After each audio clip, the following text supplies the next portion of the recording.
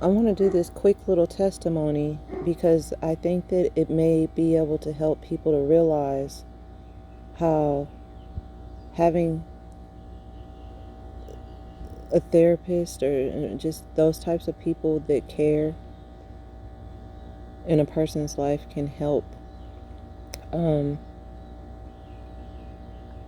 I remember, like in elementary school, I want to say I was probably in first grade. Um, I had started getting nosebleeds regularly, like all the time at school, only at school, and it was because I was in a classroom. I want to say it was first grade. It was like one of those earlier grades, and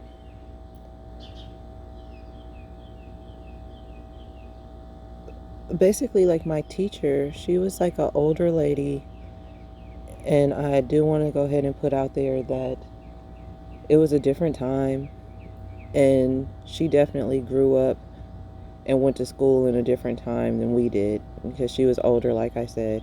So she used to abuse the students, the kids. Like she would use those plastic, I believe they were white. Yeah, I want to say they were white with blue writing. Um, Yardsticks, the plastic ones, and she would beat the children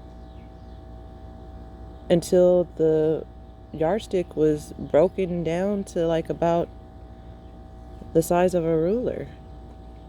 And she would do that regularly. And that right there was traumatizing. It was traumatizing to see, and it was traumatizing to feel, as well as the typical bullying that goes on with a child, and the child in school, should I say. And I know for me, especially back then, it was like the 80s, and so there wasn't, you didn't really see a lot of dark skinned black little girls with long curly hair. I mean, like long, middle of the back, past the middle of the back type long, curly hair. And I was skinny. And in the neighborhood or the area that I lived in, black girls didn't look like that. They weren't shaped like me. They didn't look like me. And so everybody, or not everybody, but a lot of people, most people either made me feel like I was an alien, or they would say things like I was an alien. They would talk about me because I was malnourished, because um, my family was going through struggles. And yeah, it was a whole thing. So I do understand how people can get bullied. Anyway, bringing it back to um, so around that time, I start getting regular nosebleeds, and so the teacher would send me to the nurse's office.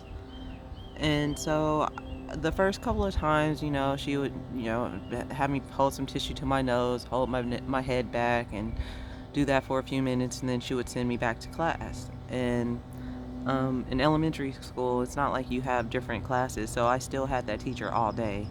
Um, and through me going there, I'm a very shy person, so throughout me going there, I got to know the nurse a lot better, and we would talk and stuff like that, and she could sense that it was way more going on. And I think at first she thought maybe it was something going on at home, but she came to realize that it was the school environment, my classroom environment, that was triggering these nosebleeds.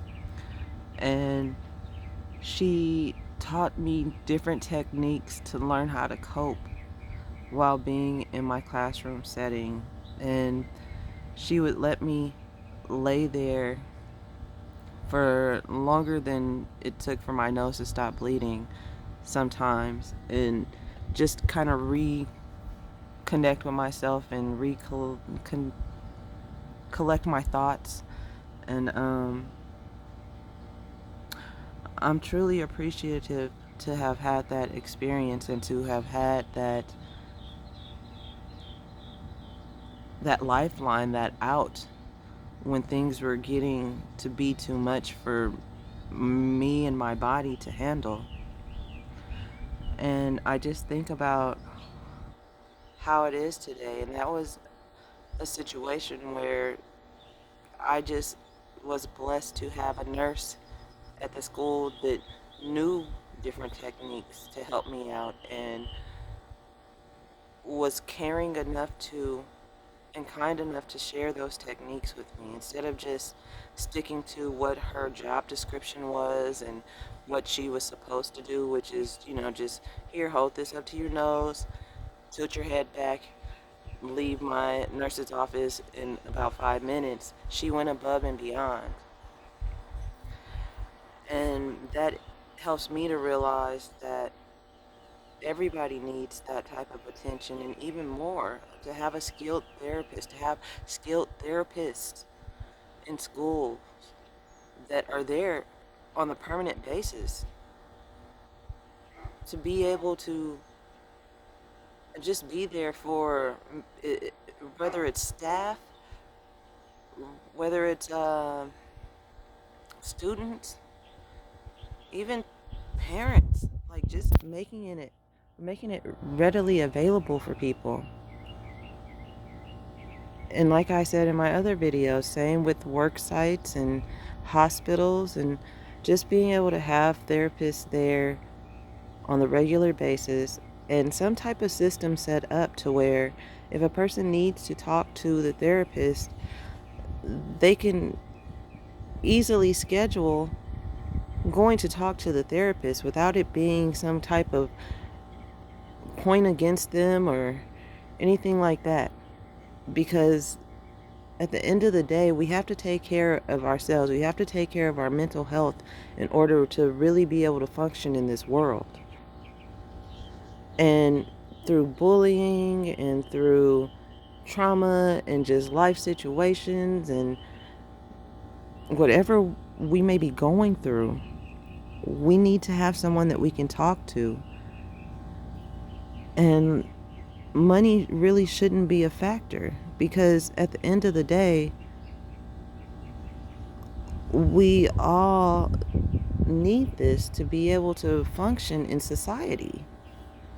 So an investment in making sure everyone's mental health is on point and at least healthy is an investment in our future, as well as it can truly help to prevent some of these tragedies that we see today by really getting to the root of the problem. And I'm going to start really pushing that root of the problem thing, because it seems like most people are focused on the band-aid of the, like, whatever the situation is after it happens, but it's so much deeper than that.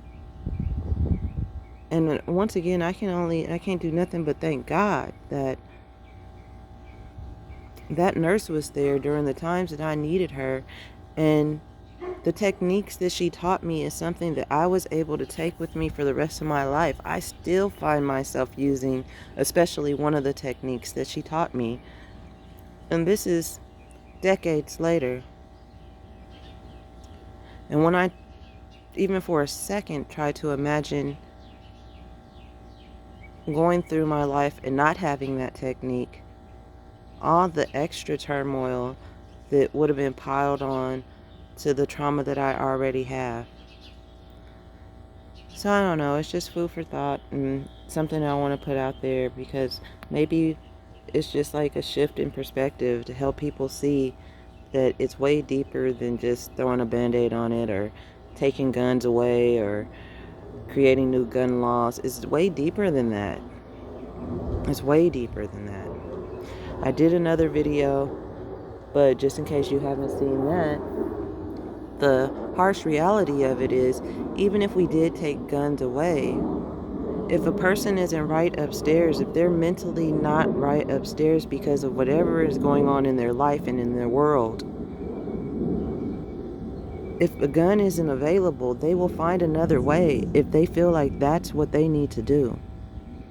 So we need to get to the root of the problem.